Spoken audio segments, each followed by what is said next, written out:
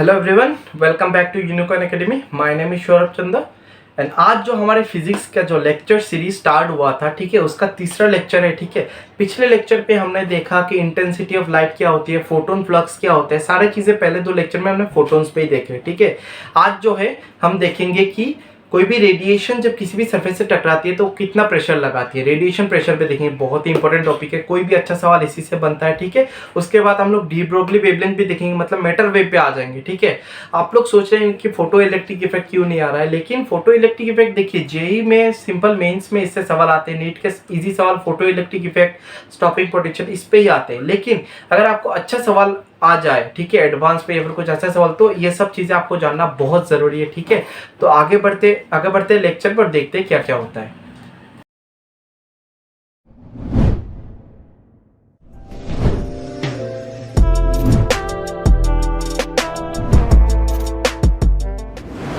तो हमारा जो आज का पहला टॉपिक है रेडिएशन प्रेशर और फोर्स।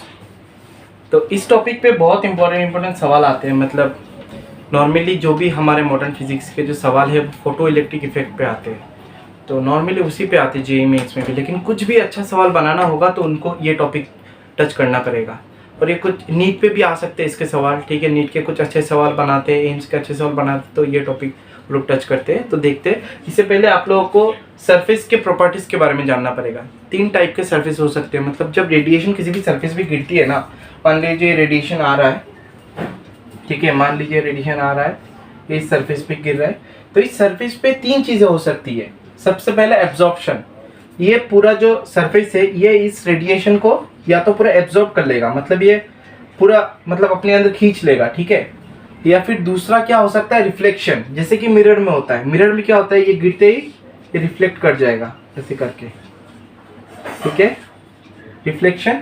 और या फिर क्या हो सकता है, ट्रांसमिशन, जो कि एकदम ट्रांसपेरेंट ग्लास के केस में होता है, ये रेडिएशन सीधी निकल सकती है, कुछ भी एब्जॉर्ब नहीं होगा, कुछ भी रिफ्लेक्ट नहीं होगा।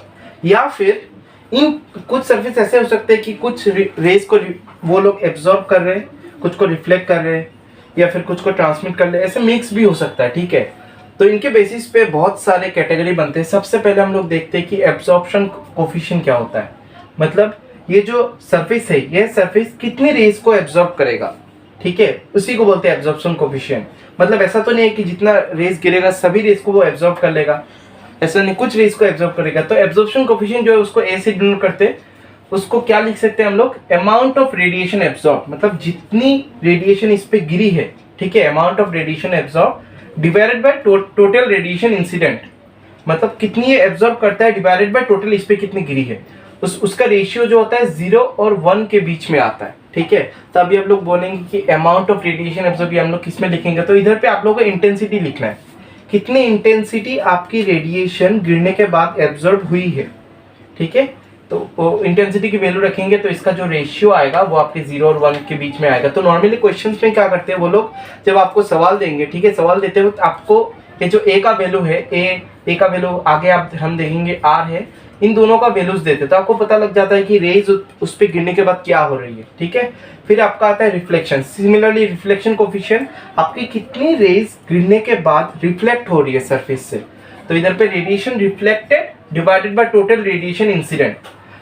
इस फॉर्मूले पे आपको कोई सवाल नहीं आएगा, ये बस आपके समझाने के लिए दिया हुआ है। ठीक है, आर से डिनोट करते हैं और इसका रेंज भी 0 से 1 के बीच आता है। जो ट्रांसमिशन है ना, ये एक्चुअली हमें इस चैप्टर में जरूरत नहीं है। मतलब ट्रांसमिशन मतलब क्या, सारे रेज ऐसे सीधे निकल गई, तो ट्रांसमिशन पे कोई सवाल नहीं आएगा, क्योंकि सिंस हम लोग रेडिएशन प्रेशर और फोर्स देख रहे हैं, मतलब जो रेडिएशन किसी भी मैटर पे गिरने पे उस पे जो प्रेशर लगता है या फिर फोर्स लगता है, हमने देखा कि रेडिएशन का क्या है, पार्टिकल नेचर है, तो कोई भी पार्टिकल किसी चीज से टकराएगा तो उस पर कुछ तो फोर्स लगाएगा ना, मतलब कुछ तो प्रेशर अप्लाई करेगा, तो वो देखना है। तो अगर ट्रांसमिशन है, मतलब ये रेज सीधी निकल जा रही है, तो वो कुछ फील ही नहीं करेगा जो भी रेडिएशन है। ठीक है, उस मैटर पे कुछ इफेक्ट ही नहीं आएगा। अगर वो एब्जॉर्ब करता है, मतलब टकरा के वो अपने अंदर ले लेता है, या फिर रिफ्लेक्ट करता है, टकरा के उसको वापस भेज देता है, तभी उस पर कुछ फोर्स लगेगा।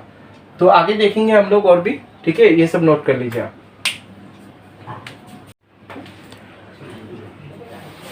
चलो, टाइप ऑफ सरफेस तो आपने देख लिया। अभी हम लोग देखते हैं रेडिएशन प्रेशर, जो मेन मुद्दा है आज का, वो देखते हैं। ठीक है, तो मान लीजिए कोई भी एक सरफेस है, ठीक है, जब इस पे हम लोग रेडिएशन डालते हैं ना, मतलब लाइट मारते हैं, तो इस पे कुछ फोर्स लगता है, वही फोर्स आज हम लोग कैलकुलेट करेंगे, ठीक है। तो ये फोर्स कैलकुलेट करने के लिए जो फॉर्मूला इसका आएगा, वो जानने के लिए आप लोगों को 3 बातें एकदम दिमाग में रखना है। Newton second law of motion एकदम आसान है। Newton second law of motion में क्या होता है, फोर्स का डेफिनेशन दिया हुआ है कि force equal to rate of change of momentum divided by time. जो मोमेंटम है फाइनल मोमेंटम, उससे minus initial momentum divided by time कर देंगे तो आपको ये मिल जाएगा। अगर आपने वेक्टर पढ़ा है और थोड़ा बहुत डिफरेंशियल जानते हैं तो आप ये वाला फॉर्म भी डाल सकते हैं, F equal to D P by D T, ठीक है। ये चेंज, ये बस डी पी मतलब चेंज बताता है और कुछ नहीं, नहीं तो इससे भी काम चल जाएगा, कोई इशू नहीं है, ठीक है। और दूसरा जो है वो है मोमेंटम ऑफ फोटोन। एक फोटोन का मोमेंटम निकालने का फॉर्मूला हमने पहले लेक्चर में देखा था, आप लोग जाके पहले लेक्चर देख लीजिए अगर आपने नहीं देखा है, ठीक है। मोमेंटम ऑफ फोटोन क्या होता है, H by lambda, H Planck's constant, lambda उस फोटोन का जो वेवलेंथ है वो, ठीक है।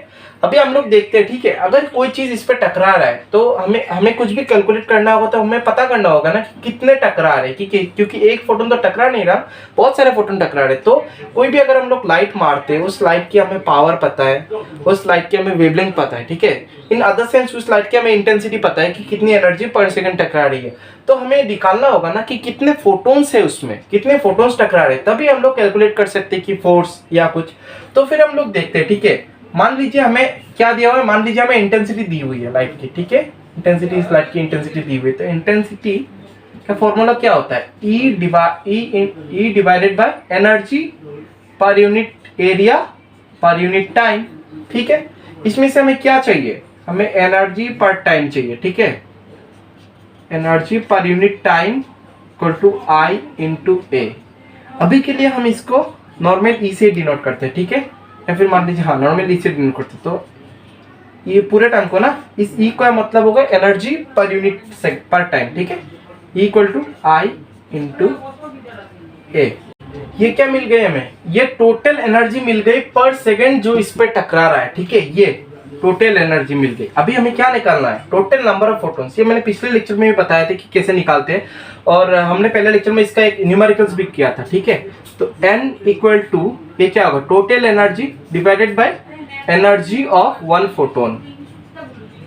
सबको पता है एनर्जी ऑफ वन फोटोन क्या होता है, E by H C by lambda. Lambda को हम ऊपर लिखते हैं, ठीक है। अभी हमने निकाला E का वैल्यू क्या है, I into A divided by H C into lambda. ये जो है ना, ये n की जो वैल्यू है, n की जो वैल्यू आई है, n equal to I into A into H C by lambda, ये आप नोट कर लीजिए, ये हमें बाद में काम आएगी, ठीक है। अभी ये थोड़ा बहुत लिख लीजिए, अभी पूरा फॉर्मूला डिराइव करते हैं, ठीक है। तो अभी हम लोग डिराइव करते हैं, ठीक है। सबसे पहले केस 1, ऐसा सरफेस जिसमें एब्जॉर्प्शन कोएफिशिएंट क्या है, 1 है, और रिफ्लेक्शन कोएफिशिएंट क्या है, 0। ये मैंने थोड़ी देर पहले बताई है क्या होते हैं, ठीक है। मतलब एब्जॉर्प्शन कोएफिशिएंट 1 मतलब जितनी भी रेज गिरेगी सारे क्या होंगे, एब्जॉर्ब हो जाएंगे।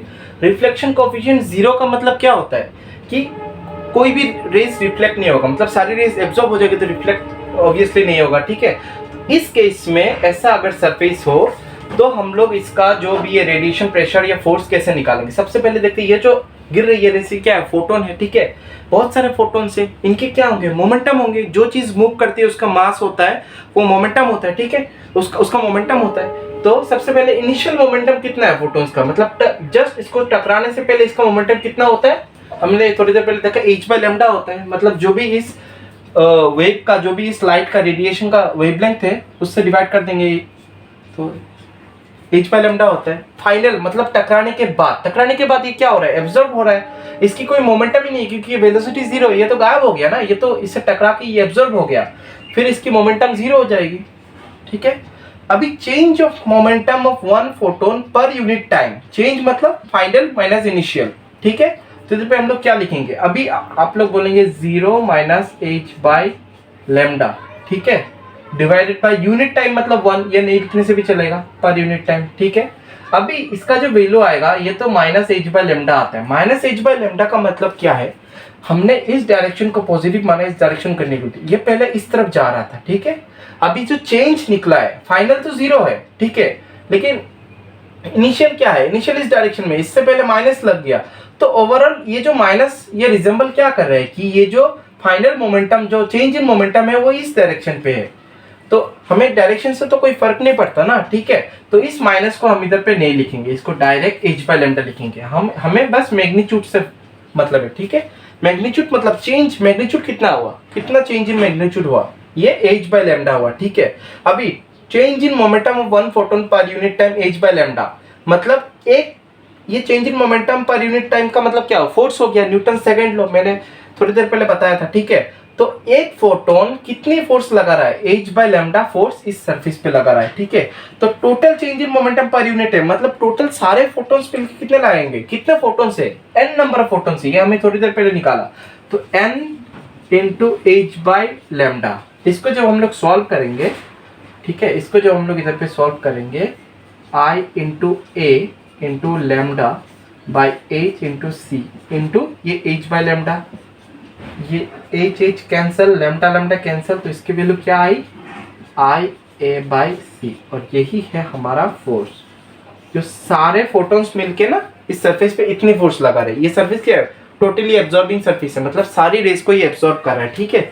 ये फोर्स निकल गया तो प्रेशर भी निकल जाएगा। प्रेशर का सिंपल फॉर्मूला क्या है, फोर्स पर यूनिट एरिया, ठीक है। तो फोर्स की वैल्यू कितनी है, आई ए बाई सी इंटू ये वाला ए, तो ये ए कैंसिल, तो आई बाई सी।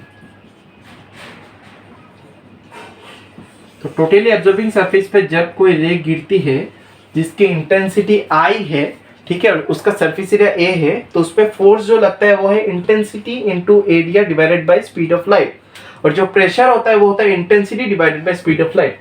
अब ये नोट कर लीजिए, आगे हम लोग केस 2 में देखेंगे कि टोटली रिफ्लेक्टिंग सरफेस पे कितनी होती है, ठीक है।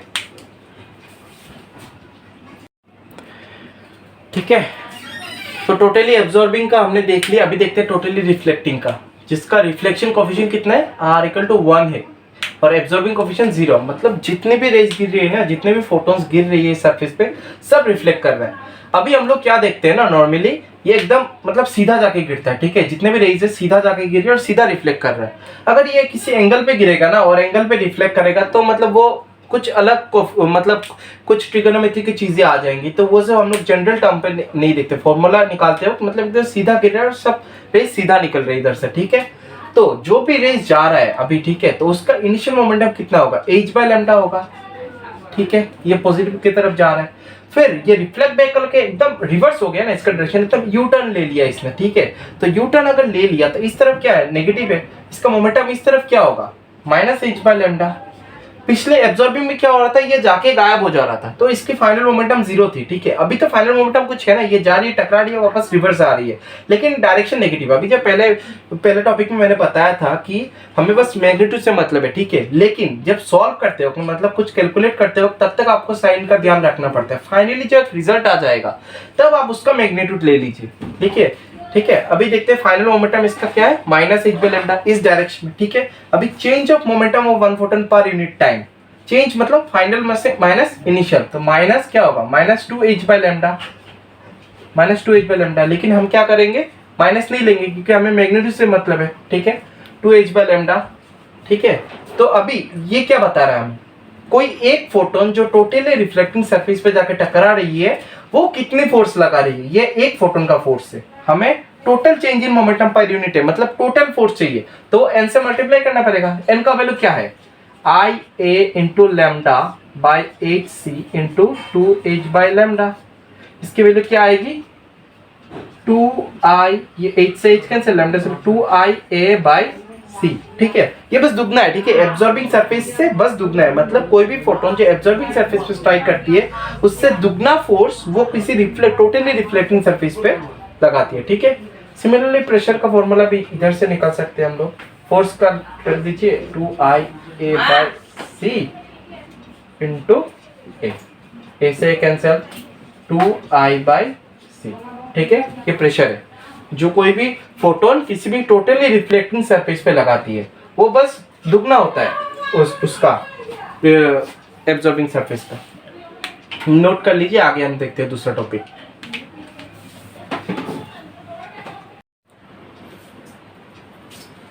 Now let us come to the next topic, जो कि है मैटर वेव और डी ब्रोगली वेव। ठीक है, बहुत ही इंपॉर्टेंट टॉपिक है। तो जैसे कि चैप्टर का नाम है dual nature of matter and radiation. Radiation का तो इतने देर तक हमने देख लिया, पार्टिकल नेचर के सारे चीज़ें देख लिए, फोटोन्स से रिलेटेड चीज़ें बहुत कुछ देख लिया। अभी हम लोग आते हैं मैटर पे। मैटर का नॉर्मली क्या नेचर होता है, पार्टिकल नेचर का होता है, बट इसका जो वेव नेचर है उसके बारे में सब कुछ देंगे, ठीक है। तो डी ब्रोगली एक साइंटिस्ट थे, ठीक है, उन्होंने इसकी डिस्कवरी की थी। तो उन्होंने ये क्या सोच कर डिस्कवरी की थी, उन्होंने सोचा था कि जैसे कि रेडिएशन का दो नेचर है, रेडिएशन का पार्टिकल नेचर भी है, तो सिमिलरली मैटर का भी वेव का नेचर होना चाहिए, मैटर का भी, ठीक है, क्योंकि नेचर सिमेट्री पसंद करती है, इसीलिए उन्होंने ऐसा बताया, ठीक है। फिर उन्होंने एक्सपेरिमेंट भी किया।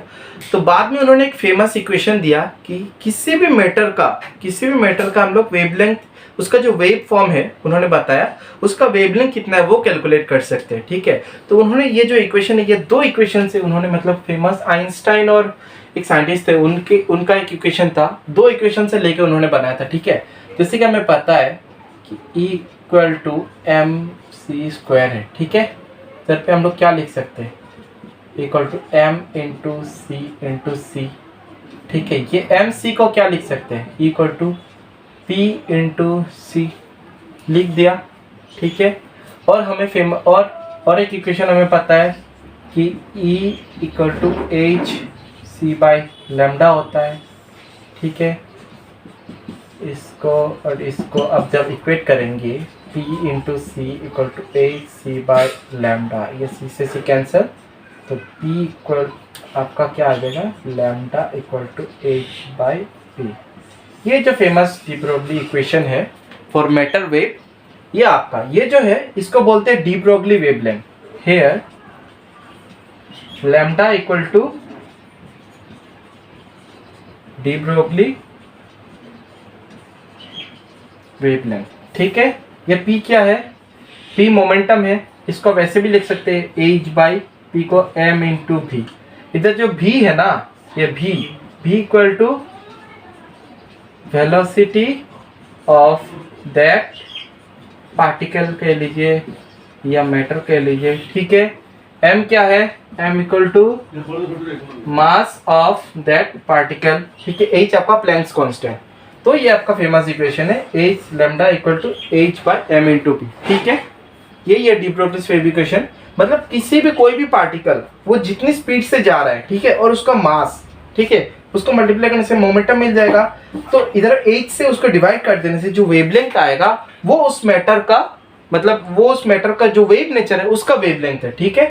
इसका जो काइनेटिक एनर्जी वाला फॉर्म है वो भी देख लीजिए। काइनेटिक एनर्जी वाले फॉर्म में आपको सारी चीजें, इलेक्ट्रॉन, प्रोटॉन, न्यूट्रॉन, सारे के आपके जो डी ब्रोगली वेवलेंथ है ना वो आप निकाल पाएंगे, ठीक है। तो हमें काइनेटिक एनर्जी का फॉर्मूला पता है, K equal to half mv², ठीक है।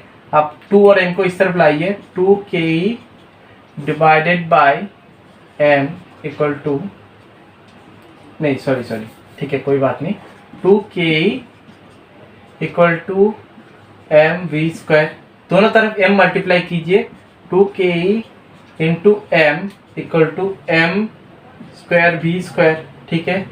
अभी इसको 2ke into m equal to mv, ये जो स्क्वायर था, ओवरऑल जो स्क्वायर था, इसको इस तरफ हमने लाया, ठीक है, ये रूट ओवर में आ गया। mv क्या है, mv इस फॉर्मूला में है, तो इस फॉर्मूला हम लोग जब डी ब्रोगली वेवलेंथ के फॉर्मूला में भी पुट करेंगे, h डिवाइडेड बाय mv की जगह में, इधर mv की जगह में रूट ओवर 2 इंटू के इंटू m, ठीक है। तो ये जो वेवलेंथ का फॉर्मूला है एक काइनेटिक एनर्जी के टर्म्स में है। मतलब जितने भी इलेक्ट्रॉन्स, प्रोटॉन्स है जो अभी हम लोग देखेंगे, उनका डायरेक्टली आप डी ब्रोगली वेवलेंथ निकाल सकते हैं इस फॉर्मूला से। उनका काइनेटिक एनर्जी आप इधर में पुट कीजिए, क्योंकि उनका वेलोसिटी तो उतना आप निकाल नहीं पाएंगे ना, काइनेटिक एनर्जी डायरेक्ट आप पुट कीजिए तो आप निकल जाएगा, ठीक है। तो अभी ये लिख लीजिए, इसके बाद मैं इधर पे सारे इलेक्ट्रॉन, प्रोटॉन के जितने भी है उनका लिख देता हूँ। अब देखते हैं डी ब्रोगली वेवलेंथ फॉर कुछ चार्ज पार्टिकल्स का, जैसे इलेक्ट्रॉन हो गया, प्रोटॉन हो गया, न्यूट्रॉन हो गया, इनका कैसे निकालते हैं, ठीक है। इनका डायरेक्टली आपको सॉल्व करने के लिए डायरेक्टली आपको मिल जाएगा, हम देखते हैं, ठीक है। जो अभी हमने फॉर्मूला जो निकाला था ना, lambda equal to h/2 into kinetic energy into mass of that particle, ठीक है, इनका निकालने के लिए, ठीक है। अभी काइनेटिक एनर्जी हमें इसका अगर दिया नहीं होगा, नॉर्मली जो चार्ज पार्टिकल्स होते हैं ना उनका काइनेटिक एनर्जी हम लोग कैसे निकालते हैं। मैंने पहले लेक्चर में बताया था कि कोई भी इलेक्ट्रॉन को किसी भी वैक्यूम स्पेस में अंडर द पोटेंशियल डिफरेंस भी, मतलब इस पॉइंट और इस पॉइंट का पोटेंशियल डिफरेंस अगर भी हो तो उस इलेक्ट्रॉन को अगर हम लोग इसमें दोहराए, ठीक है, और ये पोटेंशियल अगर डिफरेंस अगर भी इक्वल टू अगर 1 होता है, 1 पोटेंशियल डिफरेंस होता है, तो उसकी वैल्यू उसको वो कितनी एनर्जी एक्वायर करता है, 1 इलेक्ट्रॉन वोल्ट की एनर्जी एक्वायर करता है, ठीक है। मतलब इलेक्ट्रॉन को दोहराने से 1 इलेक्ट्रॉन वोल्ट के एनर्जी एक्वायर करता है। तो कोई भी चार्ज पार्टिकल्स को आप किसी भी पोटेंशियल डिफरेंस में अगर आप एक्सेलरेट करते हैं तो वो जो एनर्जी एक्वायर करता है वो इक्वल होता है Q इंटू V। Q उस पार्टिकल का चार्ज और V वो जो पोटेंशियल डिफरेंस है ना, V वेलोसिटी नहीं है, ये पोटेंशियल डिफरेंस है ना, वो डिनोट करता है, ठीक है। तो इस फॉर्मूले को हम लोग कैसे लिख सकते हैं, इस वाले फॉर्मूले को हम लोग लिख सकते हैं √2 into mass of that particle into kinetic energy की जगह Q इंटू V। इधर V क्या है, V है पोटेंशियल डिफरेंस, ठीक है। अभी सबसे अच्छा बात क्या है, मास ऑफ इलेक्ट्रॉन हमें पता होता है, मास ऑफ कोई भी चार्ज पार्टिकल हमें पता होता है, ठीक है। चार्ज भी हमें पता होता है, वो भी पहले से डिफाइंड है, ठीक है, चार्ज भी हमें पता होता है। तो ये जो H प्लैंक्स कांस्टेंट ये भी पता होता है, तो रह जाता है बस पोटेंशियल डिफरेंस। इसलिए हमें छोटा छोटा फॉर्म मिल जाता है डायरेक्टली लैम्डा का वैल्यू, ठीक है। हम इधर पे पोटेंशियल डिफरेंस बिठाते हैं तो डायरेक्टली, जैसे इसमें अगर हम लोग 6.63 इंटू 10⁻34 H की वैल्यू रखेंगे, नीचे 2 इंटू मास की वैल्यू कितनी है 9.1 इंटू 10⁻31 kg, ठीक है। मास का SI यूनिट क्या होता है kg। ये सब आप एटॉमिक स्ट्रक्चर जो आगे लेक्चर्स आने वाला है ना उसमें आपको सब कुछ पता चल जाएगी, मास कितनी होती है, चार्ज कितनी होती है। अगर आपको पता है तो ठीक है, अभी के लिए आप सब कुछ लिख के रखिए, ठीक है। इंटू चार्ज हमने लिखा नहीं, चार्ज क्या होता है 1.6 इंटू 10⁻19 कूलम्ब होता है, यह भी आप सीखेंगे, ठीक है, इंटू V, ठीक है वैल्यू।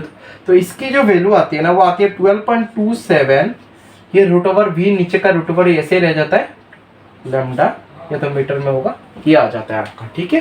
ये lambda of electron, D Broglie wavelength of electron का फॉर्मूला डायरेक्ट इस पे, डायरेक्टली आपको अगर पोटेंशियल डिफरेंस दिया होगा कि कितने पोटेंशियल डिफरेंस में उस इलेक्ट्रॉन को आप मूव कर रहे हैं वो रख देंगे, तो उसका डी ब्रोगली जो वेवलेंथ होगा ना ये निकल जाएगा। इसको यूज करके ना बहुत सारी चीजें बनाई जाती है, जैसे इलेक्ट्रॉन माइक्रोस्कोप के बारे में आपने सुना होगा, ठीक है।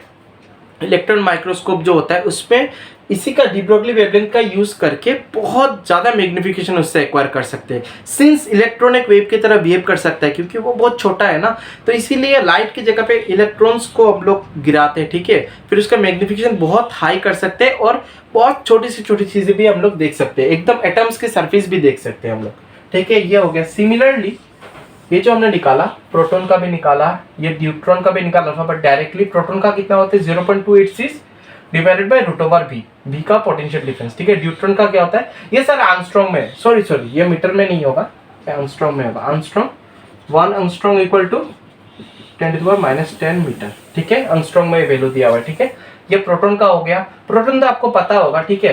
फिर न्यूट्रॉन जो होता है ना, ये होता है कि एक प्रोटॉन और एक न्यूट्रॉन मिला के, ये आप आगे जब चैप्टर आएगा एटॉमिक स्ट्रक्चर इसमें सब कुछ क्लियर हो जाएगा। अभी के लिए आप बस लिख के, न्यूट्रॉन क्या होता है, एक प्रोटॉन और एक न्यूट्रॉन मिलके एक स्टेबल एक रहते हैं, ठीक है, तो उसको न्यूट्रॉन बोलते हैं। अल्फा पार्टिकल्स क्या होते हैं, डबली चार्ज हीलियम आपको पता है, हीलियम एक एटम होता है, इसके चारों ओर कितने इलेक्ट्रॉन्स होते हैं, 2 इलेक्ट्रॉन्स होते हैं, ठीक है। इसमें 2 प्रोटॉन और 2 न्यूट्रॉन होते हैं, 2 प्रोटॉन्स 2 न्यूट्रॉन्स, तो इसका एटॉमिक मास कितना होता है 4 होता है, ठीक है। तो ये होता है अल्फा पार्टिकल, इसको अल्फा पार्टिकल बोलते हैं। डबली जो इलेक्ट्रॉन जब निकल जाते हैं तो डबली चार्ज हो जाता है, मतलब 2 पॉजिटिव चार्ज आ जाते हैं, तब इसको अल्फा पार्टिकल्स बोलते हैं, ठीक है। तो इसका जो वेवलेंथ है डी ब्रोगली वेवलेंथ, वो उसका वैल्यू क्या है 0.202 डिवाइडेड बाय √, एक सेकंड इसमें कुछ गलती लग रहा है, सॉरी ये 0.101 है, ठीक है, 101। ये देख रहे हैं, इसका बिल्कुल आधा है, सिंस इसमें एक प्रोटॉन और एक न्यूट्रॉन है, इसमें 2 प्रोटॉन और 2 न्यूट्रॉन है, इसलिए एकदम डबल है इसका, देखो, ठीक है। तो भी चार्ज पार्टिकल्स को तो हम पोटेंशियल डिफरेंस में भगा लेंगे, लेकिन जो न्यूट्रल पार्टिकल है, जैसे कि हमारा न्यूट्रॉन हो गया, एक न्यूट्रॉन का अगर हमें डी ब्रोगली वेवलेंथ निकाला हो तो कैसे निकालेंगे वो अब आगे देखते हैं, ठीक है। ये लिख लीजिए आप, ठीक है। चार्ज पार्टिकल्स का तो हमने देख लिया, अभी देखते हैं हम लोग अनचार्ज पार्टिकल्स का। D Broglie wavelength of अनचार्ज particle, ठीक है। सबसे पहले न्यूट्रॉन्स, एकदम बेसिक एग्जांपल है, वो चार्ज नहीं, एटम्स के अंदर रहता है, ठीक है, न्यूट्रल होता है वो। तो इसका कैसे निकालेंगे, ठीक है। इसका नॉर्मली अगर नॉर्मल न्यूट्रॉन्स होगा ना, एकदम नॉर्मल, तो lambda equal to h by root over twice m into K ही लिखते थे अभी। काइनेटिक एनर्जी की जगह हम लोग क्या लिखेंगे, नॉर्मल उसकी जो एनर्जी है ना, उस न्यूट्रॉन की जो एनर्जी होगी, डायरेक्टली इधर ई से रिप्रेजेंट कर रहे हैं, कोई डिफरेंस नहीं है, ठीक है, उसकी एनर्जी रख दो। लेकिन अगर थर्मल न्यूट्रॉन्स है, ठीक है, अभी ये सारे चीजें जो है ना, ये सारे जो फॉर्मूला वो सभी कुछ थर्मोडायनेमिक्स से रिलेटेड है। अगर आपने थर्मोडायनेमिक्स पढ़ लिया है तो आपके लिए ये सारे बोल्ट्जमैन कांस्टेंट, ये जो भी कुछ कांस्टेंट है ना, ये सब कुछ टेम्परेचर केल्विन में होता है, ये सब कुछ आपको पता होगा। लेकिन अभी के लिए आप लिख के रखिए, जब आप थर्मोडायनेमिक्स पढ़ेंगे ना, तब आप सब कुछ आपको समझ में आ जाए, ठीक है। थर्मल न्यूट्रॉन्स जो एक ऑर्डिनरी टेम्परेचर पे होता है, उसके लिए एनर्जी का तो फॉर्मूला होता है ना, इक्वल टू के इंटू टी। के क्या है हमारा, Boltzmann constant, into T temperature हम किस में रखते हैं, केल्विन में रखते हैं, ठीक है।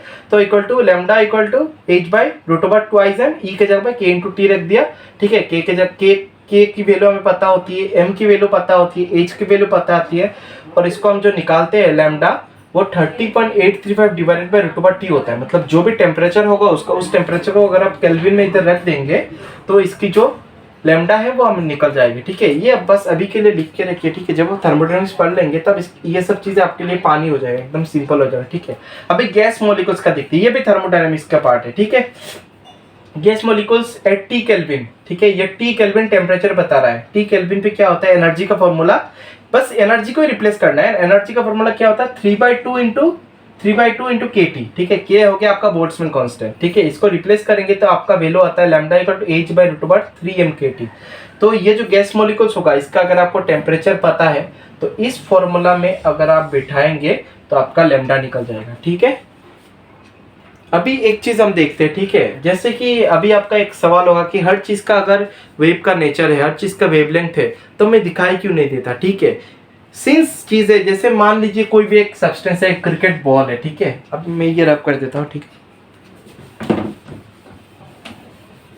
आप ये सब पॉज करके नोट कर लीजिएगा, ठीक है। मैंने रब कर दिया। ये जो क्रिकेट बॉल है, इसकी वेट मान लीजिए 1 kg है। 1 kg का बॉल तो होता नहीं, 1 kg है, ठीक है। तो 1 kg का है। इसके बाद अभी अगर आप इसका निकालने जाएंगे, h की वैल्यू क्या था, 6.63 into 10 to the power minus 34 into mass क्या है 1 है, केजी में रखेंगे, इंटू m इंटू वेलोसिटी मान लीजिए बहुत तेज 100 किलोमीटर पर आवर की रफ्तार से ये जा रही है, ठीक है। इधर हम लोग 100 किलोमीटर पर आवर नहीं ले सकते, 100 मीटर पर सेकेंड, ये बहुत तेज है, ठीक है, बहुत तेज है, 100 मीटर पर सेकेंड। तो ये हमने 100 मीटर पर सेकेंड रखा। वेलोसिटी को हमेशा यूनिट जो होता है ना, वो आपको मीटर पर सेकेंड पे रखना होता है, ठीक है। इसकी जो वैल्यू हम निकालेंगे, इसकी वैल्यू कितनी आएगी, देखिए 6.63 into 10 to the power minus 36। कितना छोटा है वेवलेंथ, ये आपको कैसे दिखेगा, ठीक है। इसका वेवलेंथ बहुत छोटा है। वेवलेंथ मतलब कोई भी वेव का इधर से लेके एक कंप्लीट वेव होने तक, इधर से लेके इधर तक का जो डिस्टेंस है, उसको एक कंप्लीट वेवलेंथ बोलते हैं। अगर ये इतना छोटा है, मतलब ये इतना छोटा, अगर ये बहुत बड़ा होता तो ऐसे ऐसे हिलता दिखता, मतलब सभी चीज ऐसे ऐसे जाती, ठीक है। लेकिन ये इतना छोटा इसलिए नहीं दिखता। लेकिन अगर किसी भी चीज का मास बहुत ज्यादा कम हो, जैसे कि इलेक्ट्रॉन्स, उनका 10 to the power -31, neutrons 10 to the power -27, उतने रेंज पे आता है, तब जाके ये मतलब स्पेसिफिक कुछ होता है जो दिखता है, या फिर इसका कुछ हम इस्तेमाल कर सकते हैं, ठीक है। इसीलिए बड़े बड़े चीज़ों का वेवलेंथ हमें नहीं दिखता, ठीक है। तो आज के लेक्चर तक इतना ही, थोड़ा हम लोग समराइज कर लेते हैं और खत्म करते हैं। अगले लेक्चर पे क्या करेंगे, हम लोग बहुत सारे क्वेश्चंस देखेंगे, ठीक है। इस लेक्चर में कुछ भी न्यूमेरिकल सॉल्व नहीं हुआ, लेकिन अगला लेक्चर पूरा का पूरा न्यूमेरिकल्स पे ही होगा। इन सब टॉपिक्स पे बहुत सारे न्यूमेरिकल, जेई के भी क्वेश्चन लेंगे, नीट के भी क्वेश्चन लेंगे, प्रीवियस ईयर्स के आए हुए, ठीक है। तो thank you for watching my video, and आप अगले लेक्चर में बने रहिए और शेयर कीजिए सभी से। Thank you.